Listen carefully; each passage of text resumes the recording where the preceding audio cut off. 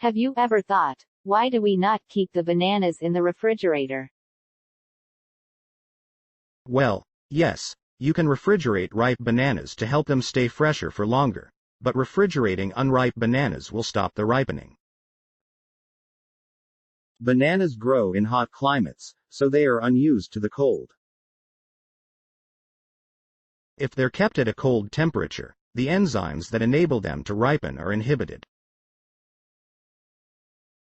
And as those enzymes become inactive, other enzymes operate more efficiently. Some cause cell damage, while others that are browning enzymes cause the skin to blacken. Thanks for watching. Subscribe and like if you want more conceptual videos. Hit the bell icon as well.